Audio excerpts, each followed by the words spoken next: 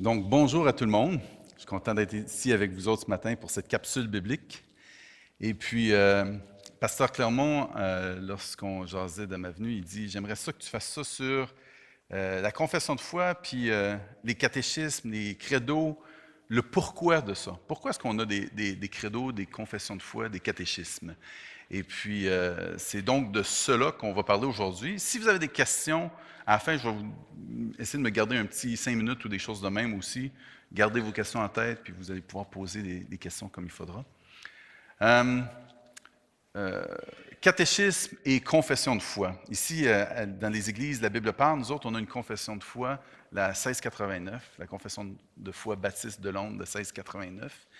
Et puis, on a aussi adopté un catéchisme il y a quelques années qui s'appelait le catéchisme du Synode des Grands Lacs sur le mariage et la sexualité pour accompagner notre confession de foi, pour comme donner un petit plus par rapport à la question du mariage, comprendre c'est quoi le mariage, comprendre c'est quoi la sexualité, surtout dans le monde aujourd'hui qu'on vit, qu'il y a toutes sortes de questions sur l'identité, puis l'orientation sexuelle, des choses comme ça.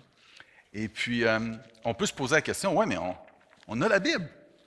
Pourquoi est-ce qu'on aurait besoin d'agrémenter ça d'un document supplémentaire? Et puis, les confessions de foi, une de leurs responsabilités, c'est de délimiter un peu notre compréhension des choses. Une confession de foi, ce n'est pas un remplacement de la Bible, mais c'est une explication de ce que l'on croit que la Bible enseigne. Il y a un monsieur, Daniel Hyde, qui disait que bien que chaque chrétien professe croire la Bible, la vraie question est celle-ci, qu'est-ce qu'un chrétien ou une église chrétienne professe croire que la Bible enseigne? OK, je crois à la Bible, oui, mais qu'est-ce qu'elle dit, la Bible, sur ces choses-là? Fait qu'une confession de foi, elle n'a pas d'autorité. Je montre ce livre-là parce que c'est la confession de foi baptiste de 1689. C'est une nouvelle version qui a été éditée par Publication chrétienne. C'est super le fun. Il y a un petit document là-dedans qui explique un peu c'est quoi la confession de foi. Il y a la confession de foi, puis après ça, il y a si je ne me trompe pas, il y a un petit catéchisme après, puis un autre petit catéchisme pour enseigner aux enfants. C'est un beau petit document. Il y a aussi le symbole de Nicée, puis le symbole d'Athanas aussi. Fait qu'une confession de foi, ça n'a pas d'autorité en soi. Son autorité vient des Saintes Écritures qui est inspirée de Dieu, comme ça dit dans 2 Timothée. Fait que beaucoup de confessions de foi vont même faire des commentaires sur le fait que les controverses ne devraient pas être résolues en faisant appel à la confession de foi. Par exemple, le tout premier chapitre dans notre confession de foi à nous, la 1689, dans le premier chapitre, à l'article 10, ça va dire que le juge suprême, par lequel tout débat religieux doit être réglé, et par lequel tous les décrets des conciles, toutes les opinions des pairs, toute doctrine humaine, toute opinion particulière doivent être examinées, et la décision duquel nous devons nous en remettre ne peut être rien d'autre que l'Écriture sainte que l'Esprit nous a communiquée. Notre foi se décide par l'Esprit, par l'Écriture, ainsi communiquée. Fait que même la confession de foi elle-même va dire que ce n'est pas la fin, le bout du bout. Mais elle aide à délimiter, elle aide à encadrer, à nous rappeler de certaines choses. La Bible elle-même va citer des genres de credos, de confession. Par exemple, dans 1 Timothée 1,15, l'apôtre Paul va dire « Cette parole est certaine et digne d'être acceptée sans réserve. Jésus-Christ est venu dans le monde pour sauver des pécheurs. Je suis moi-même le premier d'entre eux. » Et beaucoup de commentateurs bibliques vont dire, cette déclaration-là, pourquoi est-ce qu'il dit c'est certain et digne d'être accepté sans réserve? Il dit, c'est quelque chose qu'on a appris, c'est quelque chose qu'on connaît, c'est quelque chose qu'on vous a enseigné à maintes reprises. Fait que c'est comme une déclaration, une petite formule, un petit credo, qu'on pourrait dire, un peu comme le credo des apôtres, mais en version encore plus abrégée. Puis il dit, ça c'est certain, on peut s'y fier. Il y a d'autres places dans la parole de Dieu où on voit des genres de résumés de convictions, des formes de credo, des articles de foi, des expressions confessionnelles qu'on pourrait dire. Entre autres, c'est dans 1 Corinthiens 15, le verset 1 à 4, qui va nous dire « Je vous rappelle, frères et sœurs, l'évangile que vous ai annoncé, que vous avez reçu et dans lequel vous tenez ferme. C'est aussi par lui que vous êtes sauvés, si vous le retenez dans les termes que je vous l'ai annoncés. » Fait que gardez-le comme je vous l'ai expliqué. Fait qu'il y a un résumé que Paul a fait de ce qu'il croit Et il dit, vous êtes supposés vous en rappeler, pas autrement, mais dans certains termes. Fait comme un credo qu'on apprend par cœur, Paul, il dit, ça, c'est quelque chose que vous devez apprendre, que vous devez... Ce n'est pas nécessairement les mots exactement comme ça, mais cette idée de comme ça. Fait qu'il dit, sans ça, votre foi aurait été inutile. Je vous ai transmis avant tout le message que j'avais moi aussi reçu. Christ est mort pour nos péchés, conformément aux Écritures. Il a été enseveli. Il est ressuscité le troisième jour, conformément aux Écritures. Puis si vous vous rappelez les cours Olivier. Olivier qui fait des enseignements sur le credo des apôtres. Vous allez reconnaître dans cette formulation-là de l'apôtre Paul quelque chose qui est très, très proche. Dans Philippiens 2, versets 5 à 10, ça dit, l'apôtre Paul encore, que votre attitude soit identique à celle de Jésus-Christ. Lui qui est de condition divine, il n'a pas regardé son égalité avec Dieu comme un butin à préserver, mais il s'est dépouillé lui-même en prenant une condition de serviteur, en devenant semblable aux êtres humains. Reconnu comme un simple homme, il s'est humilié lui-même en faisant preuve d'obéissance jusqu'à la mort, même la mort sur la croix. C'est pourquoi Dieu l'a élevé à la plus haute place et lui a donné le nom qui est au-dessus de tout nom, afin qu'au nom de Jésus, chacun plie le genou dans le ciel, sur la terre et sous la terre. Encore là, soit une formulation d'un ancien hymne ou d'un cantique, ou peut-être même d'une confession de foi. Parce qu'encore, même nos hymnes et nos cantiques, les chants qu'on chante à l'Église, sont des formes de confession de foi aussi, si on veut les voir de cette manière-là. Puis encore, dans cette formulation-là, il y a quelque chose qui ressemble au credo des apôtres. Où est-ce qu'on a la question qu'il est descendu vers nous, la question qui est mort, la question qui est ressuscité, qui est monté aux cieux, puis qui va juger les hommes. 1 Timothée 3,16. Et tous le reconnaissent, le mystère de la piété est grand. Dieu est apparu comme un homme, sa justice a été révélée par l'Esprit, il a été vu par les anges, proclamé par les nations, on a cru en lui dans le monde, il a été élevé dans la gloire. Encore une forme confessionnelle, une manière de dire une phrase. Il y a comme des choses, on voit que l'apôtre Paul, il n'est pas en train de juste réciter quelque chose qui sort là. Mais c'est quelque chose que lui-même avait peut-être reçu, même des apôtres ou de ceux qui enseignaient à Antioche, les autres enseignants ou prophètes, et que lui-même, il enseigne à son tour. Fait que c'est quelque chose qui est biblique. La confession de foi, la question de credo, des formulations plus simples pour aider les gens à comprendre quel est l'Évangile dans lequel on a cru. Si on retourne dans l'Ancien Testament, même le peuple juif, le peuple d'Israël, Dieu leur avait donné des formes confessionnelles de déclaration. Écoute, ô Israël, le Seigneur Dieu est un seul Dieu. Cette déclaration qu'on retrouve dans le Deutéronome, entre autres. Donc, tous ces exemples sont des brefs récits de la foi, si on pourrait dire, qui touchent à des aspects clés de la foi chrétienne. Dieu est un. Jésus est le Fils de Dieu incarné, le Seigneur, le Sauveur qui est ascensionné au ciel. Le Saint-Esprit l'a ressuscité d'entre les morts. Nous sommes unis à lui par la grâce seule, par la foi seule. Puis Paul parle de ces formules comme étant des paroles certaines. C'est des courts résumés de la foi, des courts résumés de la pratique chrétienne.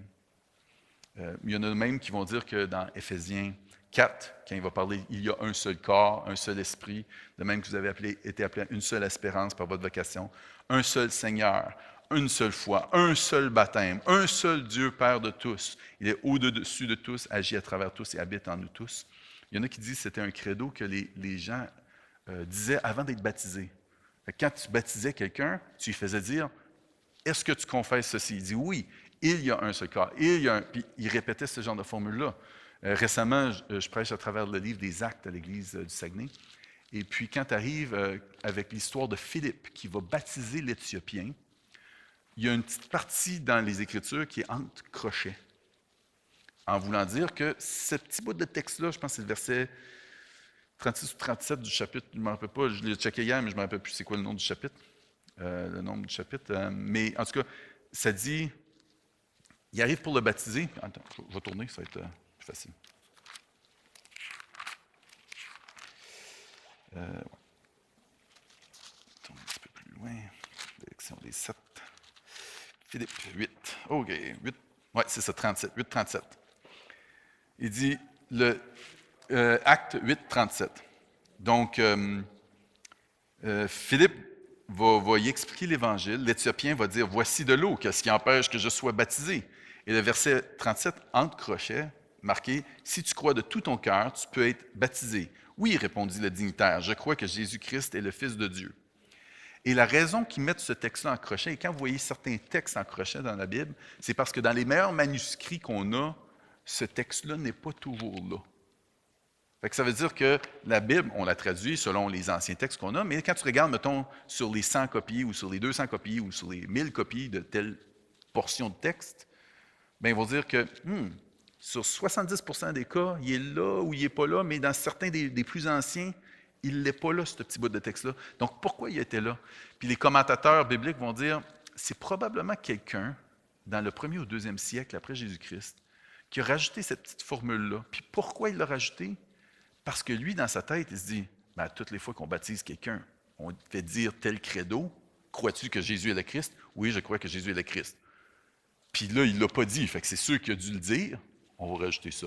Pourquoi? Parce que les credos, ça fait tellement longtemps que ça fait partie de l'histoire de l'Église que le gars, dans sa tête, il se dit, c'est sûr qu'il récite la même chose que nous autres, on récite quand il a été baptisé. C'est ça qu'on a appris. Fait que c'est des cours résumés. Puis là, après ça, tu dis, ouais, OK, mais est-ce que c'est vraiment nécessaire de les écrire ou de faire une confession comme on a ici, la 1689? Une citation qu'on voit souvent quand on fait des études ou qu'on lit sur les credos ou les confessions de foi, c'est celle d'un livre de M. Carl Trueman sur les credos. Puis la citation dit ceci, ça dit « Je tiens à souligner ici que les chrétiens ne sont pas divisés entre ceux qui ont des credos et des confessions et ceux qui n'en ont pas.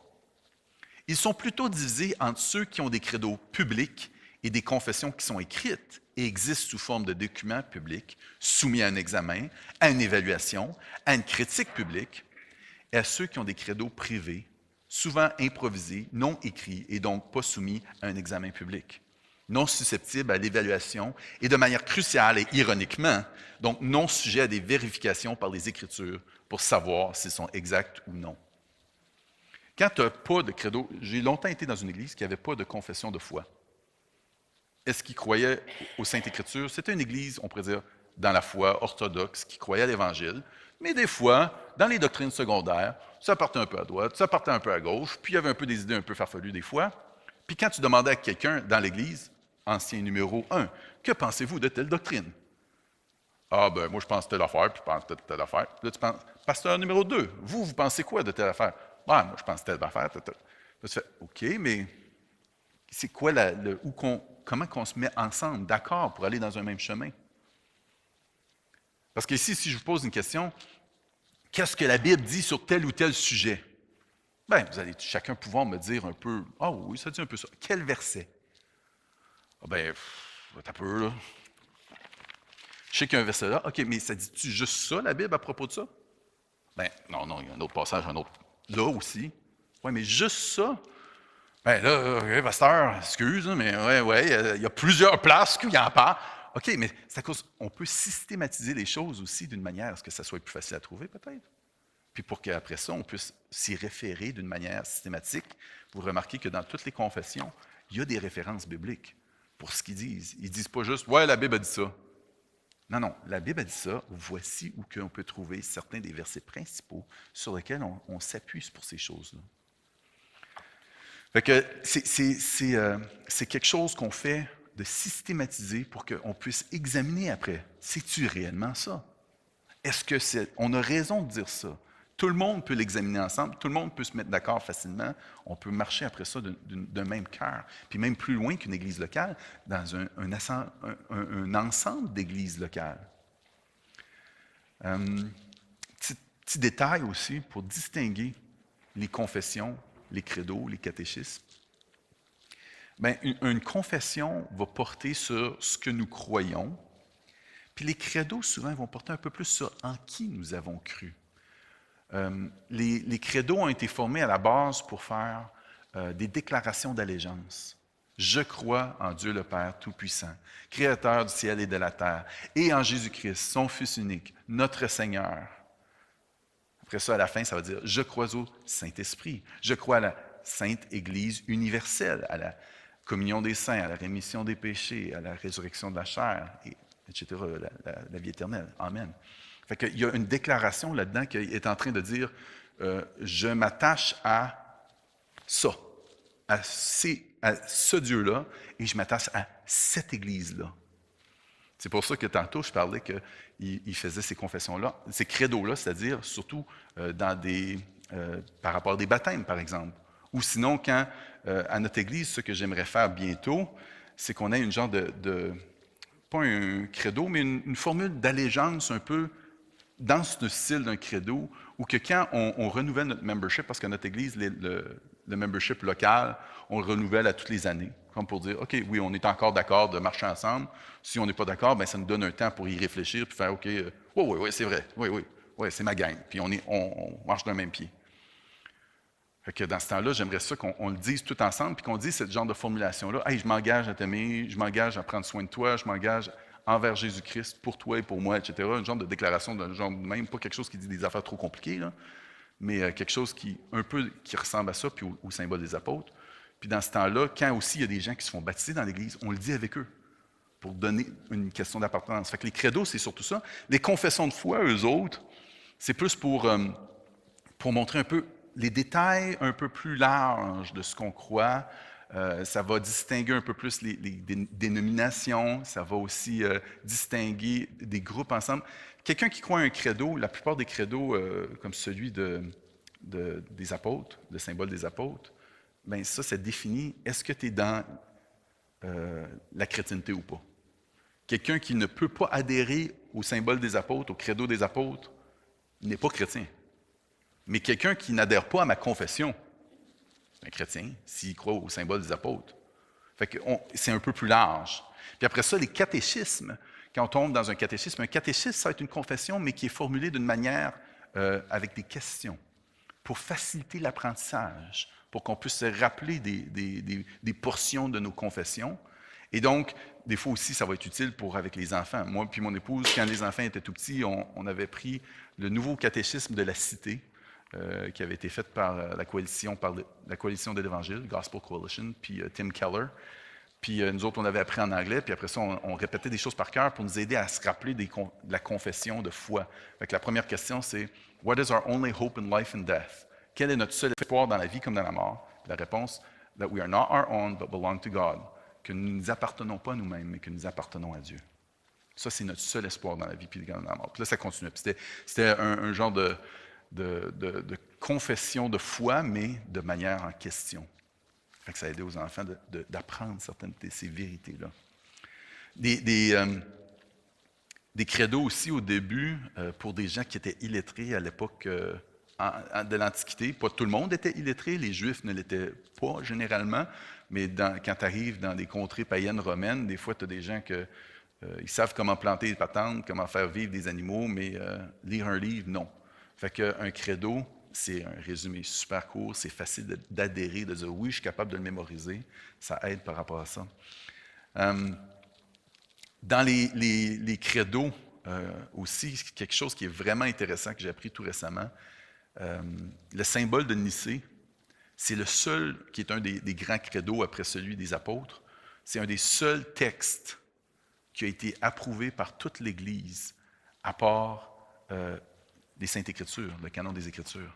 Parce qu'à Nicée, tu avais des représentants de toutes les églises de l'époque qui se sont réunis et ont dit on est d'accord avec ça. Puis par la suite, à plusieurs époques, ça a été renchéri. Les gens ont dit oui, nous sommes encore d'accord avec ça, à différents conciles qui ont fait à l'époque des pères de l'Église, puis un peu plus tard encore. Fait que, on ne peut pas dire ça de d'autres choses. T'sais, quelqu'un dit hey, t'aimes-tu tel livre par, je ne sais pas, tel auteur ou je ne sais pas trop. Quelqu'un peut dire oh, moi j'aime ça, un autre, pas sûr. Mais il y a eu un temps où ce symbole-là, tout le monde a dit parfait, ça résume bien ce qu'on pense. Fait que ça, c'est vraiment intéressant. Fait que dans les grands symboles, dans les grands credos, tu as le symbole des apôtres, le symbole de Nicée, le symbole d'Athanas, sont vraiment les grands. Après ça, dans les confessions de foi, les grandes confessions de foi, nous autres, on a adopté la 1689, mais la 1689, la confession baptiste de Londres, elle a été adaptée à partir de la confession de Westminster, qui était une confession de foi presbytérienne.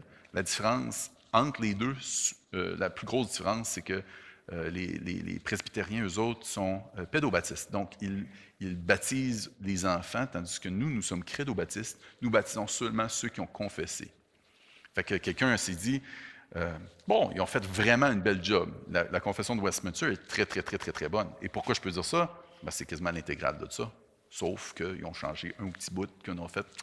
Ben, nous autres, on n'est pas d'accord. Puis c'est là qu'on voit qu'il y a une différence entre les credos, que le credo, je n'irai pas changer le symbole des apôtres pour dire, ah, ben moi, je ne crois pas.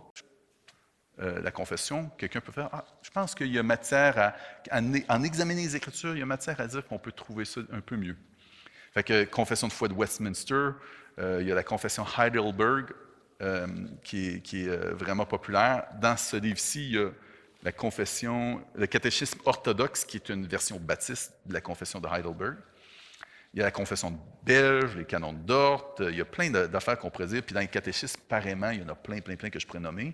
Même quand on regarde à la Réforme avec les réformateurs dans les années 1500, les 5 solas, quand on parle de sola scriptura, sola fide, sola gratia, sola Christus, sola deo gloria, la question de seulement par l'Écriture, seulement par la foi, seulement la grâce seulement, Dieu seulement, à Dieu seul la gloire, c'est une forme de credo en quelque sorte aussi. Aujourd'hui, est-ce qu'on en fait encore?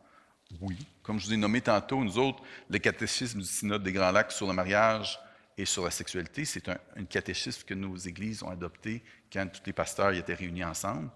Ça a été écrit dans les années 90. Nous autres, on a fait quelques questions supplémentaires parce qu'à l'époque, les enjeux, c'était l'homosexualité, puis le mariage, le divorce. Tandis qu'aujourd'hui, on a aussi la question de l'identité de genre qu'il faut voir. Fait qu'on a rajouté une question là-dessus dans un addenda.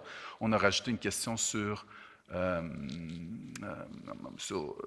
divorce encore, parce qu'il y avait des petites précisions qu'on voulait, puis sur l'âge du mariage, qui n'est pas encore un enjeu, mais qui pourrait le devenir dans un avenir rapproché. En 88, il y a eu une déclaration de Danvers sur la vision biblique de l'homme et de la femme. Ça, c'est une déclaration qui disait « Voici la place de l'homme dans l'Église, voici la place de la femme dans l'Église ». C'est une déclaration que beaucoup de gens réformés, baptistes comme nous, croyons.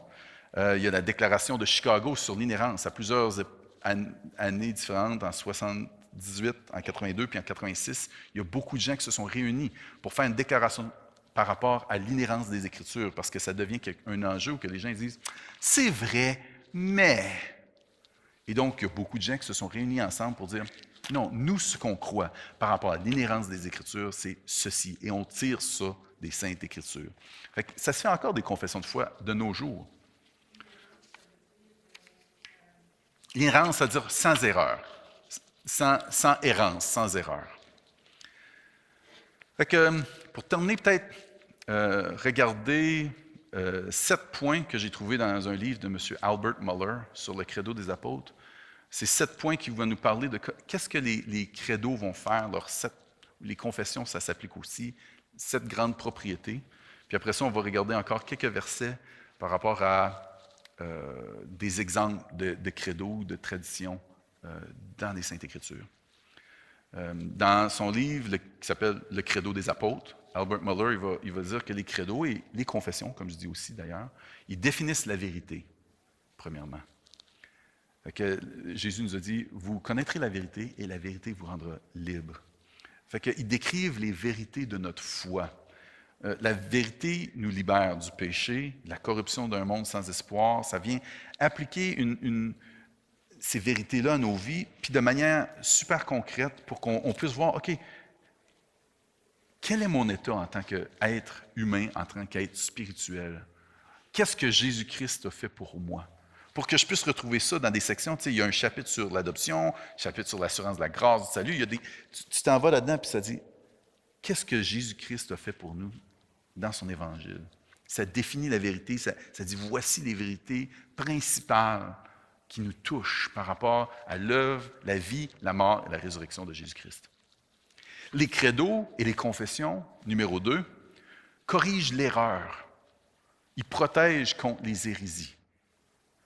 Des fois, tu vas dire, « Ah, ben moi, je pense que… » Puis là, tu t'en vas voir ça, puis il dit, « Il ne faudrait pas que tu penses que c'est de même, parce que si tu penses de même, tu es en train de t'écarter. » Fait que ça nous aide à dire, « OK, qu'est-ce que je pense? » Surtout sur les sujets principaux. Des fois, les gens vont dire, « Ah, ben c'est facile, la Trinité, je peux la définir de même. » Puis dans ce livre-là, il va dire, peut-être mieux de définir la Trinité autrement que ça. Ça, c'est peut-être une erreur ou un piège qu'on pourrait avoir. Fait que ça nous protège contre l'erreur. Numéro 3, les credos, ils pourvoient à des règles et à des standards pour le peuple de Dieu. Comment réfléchir à certaines situations? Des points à suivre dans des événements ou des choses qui nous arrivent. Ça facilite aussi pour les nouveaux. Quelqu'un qui arrive et dit « Ouais, mais vous croyez quoi? Bon, OK, on va te donner des cours de nouveau, ça va être le fun. Ouais, mais là, il va falloir que j'attende sur les prochaines 8 semaines pour savoir un peu un résumé. Tu n'as pas quelque chose que tu pourrais me donner tout de suite, là, parce que là, lire ça bout à bout, là, je vais en avoir pour longtemps. Puis je ne suis pas encore capable de tout synthétiser puis de voir qu'est-ce qui s'applique où. Ah, ben attends, j'ai quelque chose d'autre que je peux te prêter qui va bien faire. Numéro 4, les credos enseignent à l'Église comment adorer et comment confesser la foi. Ça fait partie de notre adoration. Quand on chante en avant, on chante aussi selon ce qu'on a confessé. Puis on dit, OK, c'est de même qu'on adore Dieu. C'est de même qu'on, je crois en communauté, va devenir, nous croyons grâce à des confessions. C'est pas juste je crois, nous croyons. Nous croyons ensemble. Numéro 5, les credos nous connectent à la foi de nos pères. Ça, c'est important, particulièrement pour nous qui habitons dans une province qui a longtemps été catholique. Il y a une possibilité qu'on puisse rejeter, en jetant l'eau du bain, tu jettes le bébé avec, là, tu jettes une partie, là, tu fais « Attends, il y a quelque chose là-dedans qui était précieux. » Puis des fois, on regarde les traditions catholiques et on dit « Ah non, ils ne sont pas corrects, justement à cause qu'ils ont des traditions, ils sont trop rigides, ils ont des prières toutes faites, ils ont des patentes. » Les credos nous connectent à la foi de nos pères. Il y a un théologien qui s'appelle Jaroslav Pelikan. Il dit « La tradition est la foi vivante des morts. » Ces morts qui nous ont précédés, la tradition, c'est leur foi qui vient vivante à nos yeux. On voit ce qu'ils ont cru, on voit comment ils ont marché. Tandis que le traditionnalisme, s'attacher aux traditions simplement sans comprendre ou sans regarder, le traditionnalisme est la foi morte des vivants.